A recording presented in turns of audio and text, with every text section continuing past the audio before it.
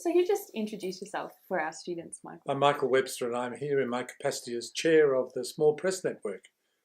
And Michael, as chair of the Small Press Network, could you tell us a bit about the kind of difficulties, but also the possibilities for small presses in Australia at the moment? Well, I think the environment is very positive because the market is basically made up of, mentioning it at a simplistic level, of large multinationals or large corporations that are increasingly risk averse, and that provides a terrific opportunity for small presses to come in and publish in their niche and probably take risks, which will be financial risks, but they can publish small quantities.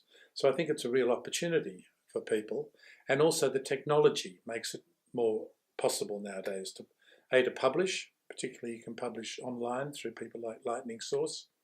The downside of it is that it's still a commercial business, and small presses have to get distribution and get into bookshops, which is awkward given the huge number of books that are published, which is why it's good that if authors know that actually publishing is a commercial activity, and there's the business side of it. So, but I think there are more positives than there are negatives.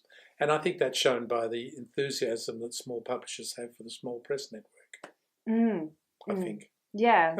And that's the story, and I'm sticking to it. Yeah, that sounds like a good story. You mentioned Lightning Source. That's a print-on-demand. Yeah. It's part company. of Ingram. Right. And what it does is it takes the biggest problem for all publishers has been to decide on the best print run.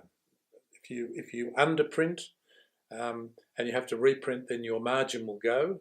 If you overprint and you're left with unsold stock, then your margin is gone.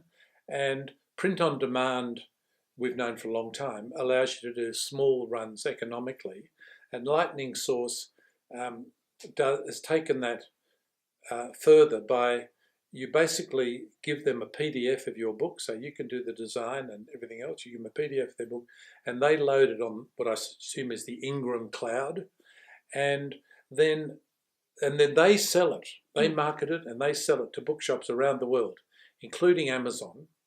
But they only print a copy when they get an order. And the beauty of it is, the thing I really like about it, and I use as an example, at last year's Frankfurt Book Fair, one of the small press members who's with Lightning Source sent an email to Lightning Source in Melbourne saying, I've got a meeting with a German publisher, I've run out of sample copies, can you print sample copies off and air freight them to me from Melbourne?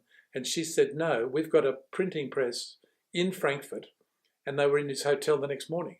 Wow. So it's real print on demand, and it doesn't take any of the cultural aspect of it or the production design. All the editorial stuff is all still done by the publisher. It's a way of overcoming this nightmare of distribution in an effective way. Yeah, and do you see that that's a trend that's emerging for small presses in Australia at the moment, or? Yes, I think what it's doing is most the larger presses, or let's say more established presses, have good relationships with the bookselling industry and usually are distributed by one of the top 10 publishers. I don't know if you saw that session this morning. So if you're a small independent publisher and you are represented by a big publisher, then you know that the booksellers will know about your titles. They may not buy them, but they have to see those 10 reps, as it were. This is a way of enabling this large company, which is part of Ingram, to do marketing. And you can do your own marketing, but when they order, it comes from Lightning Source. And for all intents and purposes, it's a book. It doesn't look like a short print run book anymore. They're real books. So that's a terrific opportunity. And also, what it does, so many small publishers are operating in a specialist niche. And this enables those books to be available around the world where there'll be other people interested in that niche. So you're not just limited by the Australian market. And Michael, you've had years of experience in the industry. You've also been involved in the Melbourne Writers Festival. Yep. Do you have any advice for up and coming students who are interested in being a writer or being an editor? Yes, I think you should stick to your last, do what you want to do. Realise it'll probably take a while before you make a living out of it, but you should volunteer at writers' festivals. You should. My experience has always been that one of the best ways to understand the market, the commercial side of it, is to try and get a job in a bookshop. So even if you're a student and you can do a couple of shifts in a bookshop, you understand the dynamics of bookselling, how it's an impossible task, to have enough books, have them at the right time, know the technology, let alone manage a EPOS system. So I think it's a matter of, and also attend writers' festivals and join writing groups, and it'll work. Eventually, it'll work.